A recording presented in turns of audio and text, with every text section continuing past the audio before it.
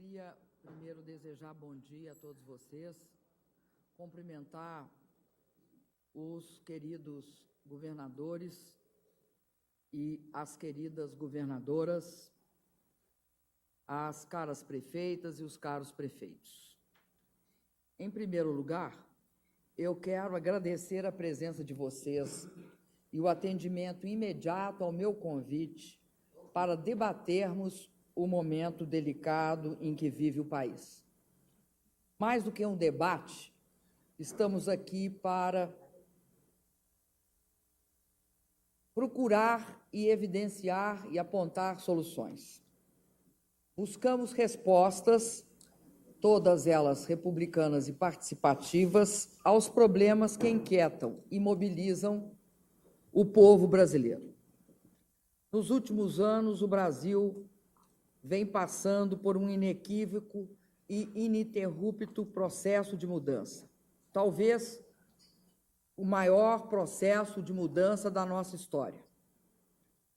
Nós combinamos estabilidade econômica e amplas liberdades democráticas, com crescimento econômico e geração massiva de emprego. Temos, possivelmente, a mais baixa taxa de desemprego do mundo. Inovadoras políticas públicas permitiram a inclusão de 40 milhões de pessoas a um intenso processo de redução das desigualdades. O país deixou de ser governado apenas para um terço da população. Passou a ser governado para toda a população. Nessas condições, o Brasil criou um amplo mercado de consumo de massas e avançou na construção da cidadania. O povo está agora nas ruas dizendo que deseja que as mudanças continuem, que elas se ampliem, que elas ocorram ainda mais rápido. Ele está nos dizendo que quer mais cidadania, quer uma cidadania plena. As ruas estão nos dizendo que o país quer serviços públicos de qualidade, quer mecanismos mais eficientes de combate à corrupção que assegurem o bom uso do dinheiro público, quer uma representação política permeável à sociedade onde, como já disse antes, o cidadão e não o poder econômico esteja em primeiro lugar. É muito bom que o povo esteja dizendo tudo isso em alto e bom som. Cabe a cada um de nós, presidenta, ministros, governadores, governadoras, prefeitas, prefeitos, cabe a cada um de nós cumprir essa nova e decisiva dimensão da vontade popular. Nós todos sabemos onde estão os problemas. Nós todos sabemos que podemos construir soluções. Mas também sabemos das incontáveis dificuldades para resolvê-las. Eu mesma tenho enfrentado, desde que assumi a presidência, inúmeras barreiras. Mas a energia que vem das ruas é maior do que qualquer obstáculo. Junto com a população, podemos resolver grandes problemas. Não há por que ficarmos inertes, acomodados ou divididos. Por isso, companheiros, companheiras governadoras, companheiros governadores, prefeitas e prefeitos, eu trago propostas concretas e disposição política para construirmos pelo menos 5 pactos em favor do Brasil. O primeiro pacto é pela responsabilidade fiscal, para garantir a estabilidade da economia e o controle da inflação. Este é um pacto perene de todos nós. Essa é uma dimensão especialmente importante no momento atual, quando a prolongada crise econômica mundial ainda castiga com volatilidade todas as nações. O segundo pacto é em torno da construção de uma ampla e profunda reforma política, que amplie a participação popular e amplie os horizontes da cidadania. Esse tema, todos nós sabemos, já entrou e saiu da pauta do país por várias vezes. E é necessário que nós, ao percebermos que nas últimas décadas ele entrou e saiu várias vezes, tenhamos a iniciativa de romper o impasse. Quero, nesse momento, propor o debate sobre a convocação de um plebiscito popular que autorize o funcionamento de um processo constituinte específico para fazer a reforma política que o país tanto necessita. O Brasil está maduro para avançar e já deixou claro que não quer ficar parado onde está. Devemos também dar prioridade ao combate à corrupção de forma ainda mais contundente do que já vem sendo feito em todas as esferas. Nesse sentido, uma iniciativa fundamental é uma nova legislação que classifique a corrupção dolosa como equivalente a crime hediondo, com penas severas, muito mais severas. Além disso, todas as esferas administrativas e todos os poderes da República devem se esforçar para agilizar a implantação plena da Lei de Acesso à Informação, que dá ao governante mais instrumentos de combate à corrupção e contribui para a participação da cidadania. O terceiro pacto é na questão da saúde. Quero propor aos senhores e às senhoras acelerar os investimentos já contratados em hospitais, UPAs e unidades básicas de saúde. Por exemplo, ampliar também a adesão dos hospitais filantrópicos ao programa que troca dívidas por mais atendimentos. E incentivar a ida de médicos para as cidades que mais precisam e as regiões que mais precisam. Quando não houver a disponibilidade de médicos brasileiros, contrataremos profissionais estrangeiros para trabalhar com exclusividade no Sistema Único de Saúde. Nesse último aspecto, sei que vamos enfrentar um bom debate democrático. De início, gostaria de dizer à classe médica brasileira que não se trata nem de longe de uma medida hostil ou desrespeitosa aos nossos profissionais. Trata-se de uma ação emergencial, localizada, tendo em vista a grande dificuldade que estamos enfrentando para encontrar médicos em número suficiente ou com disposição para trabalhar nas áreas mais remotas do país ou nas zonas mais pobres das nossas grandes cidades. Sempre ofereceremos primeiro aos médicos brasileiros as vagas a serem preenchidas. Só depois chamaremos médicos estrangeiros. Mas é preciso ficar claro que a saúde do cidadão deve prevalecer sobre quaisquer outros interesses. O Brasil continua sendo um dos países do mundo que menos emprega médicos estrangeiros.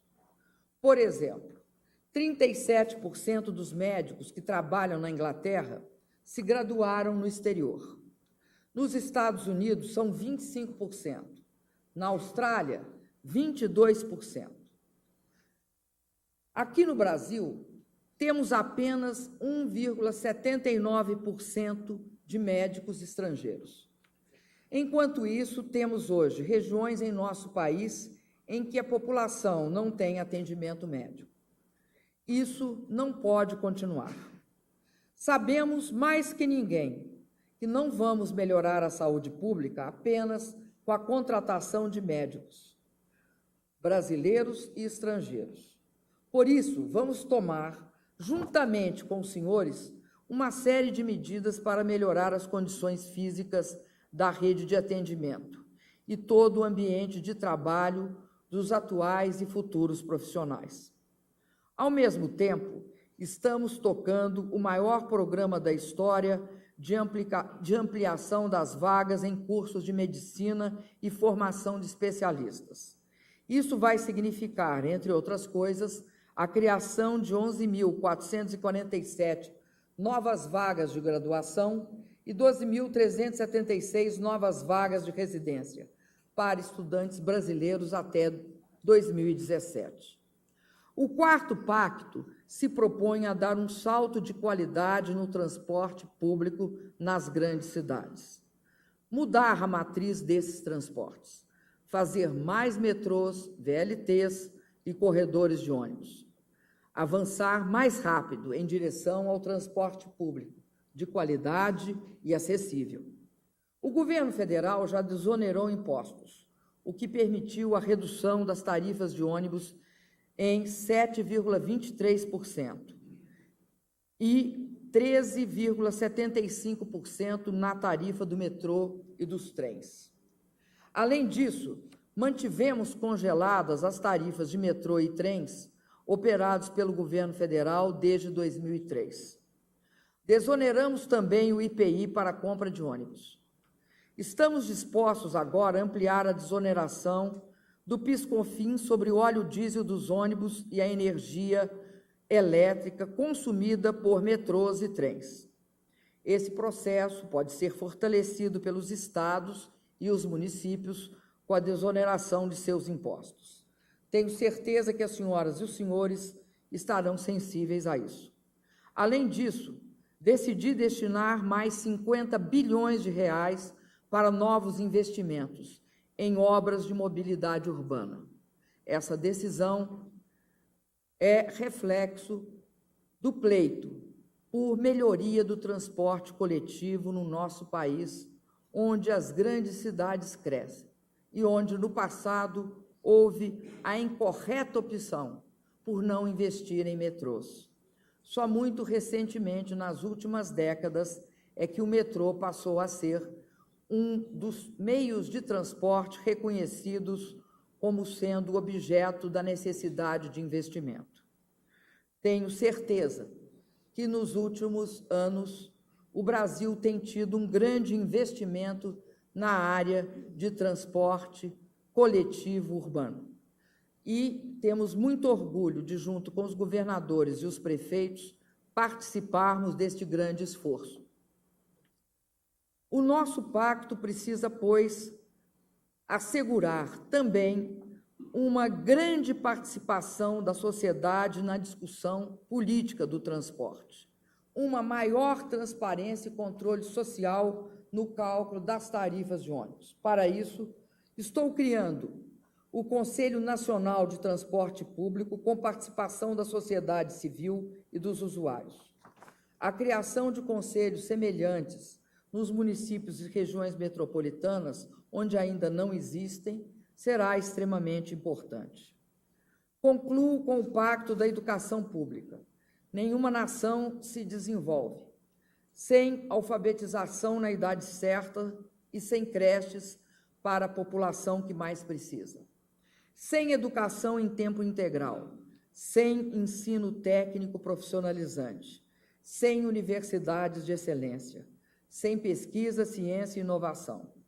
São condições essenciais para alcançar essas metas, a formação, a valorização e bons salários para os educadores. E isso exige recursos. Avançamos muito nas últimas décadas para reverter o atraso secular da nossa educação. Mas agora precisamos, vou repetir, de mais recursos. Por isso mesmo, meu governo tem lutado junto ao Congresso Nacional para que 100% dos royalties do petróleo e os recursos, 50% dos recursos do pré-sal, a serem recebidos pelas prefeituras, pelo governo federal, pelos municípios e a parte da União, eu repito, sejam investidos na educação. Confio que os senhores congressistas aprovarão esse projeto que tramita no Legislativo com urgência constitucional. Minhas amigas e meus amigos, eu coordenei e, nos últimos tempos, dei uma grande ênfase a essa questão da educação. Acredito que todos nós sabemos que isso transforma, esse esforço na educação transforma um país em nação desenvolvida. Não houve nenhum país do mundo que não tivesse esse esforço concentrado na educação e e que tivesse chegado à condição de país desenvolvido. Por isso, também gostaria de dizer aqui que, ao longo desse processo, essa tem sido uma questão que eu recebi muita simpatia de governadores e de prefeitos.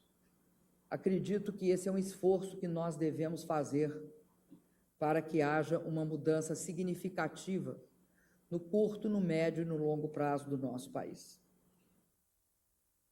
Senhores governadoras, governadores, prefeitos e prefeitas, eu condenei e alertei em rede nacional, na semana passada, que meu governo não vai transigir na manutenção da lei e da ordem, coibindo a ação de vândalos, arruaceiros que tentam perturbar o caráter pacífico das manifestações. Eu repito essa disposição perante os senhores e as senhoras e reafirmo meu compromisso de ajudá-los no que for necessário para garantirmos paz e tranquilidade às nossas cidades. Mas quero repetir principalmente que o meu governo está ouvindo a voz democrática, as vozes democráticas que saem e emergem das ruas e que pedem mudanças. É preciso saber escutá-la, saber escutar a voz das ruas. Só ela é capaz de nos impulsionar a andar ainda mais rápido. É preciso que todos mesmo, sem exceção, entendam esses sinais com humildade e acerto. Isso vale não apenas para nós, líderes de governos, mas igualmente para os brasileiros e brasileiras que estão em suas casas e também para aqueles que foram às ruas. Se aproveitarmos bem o impulso dessa nova energia política, poderemos fazer mais rápido muita coisa. Cabe a nós saber retirar deste momento mais força para fazermos mais pelo Brasil e muito mais pelos brasileiros.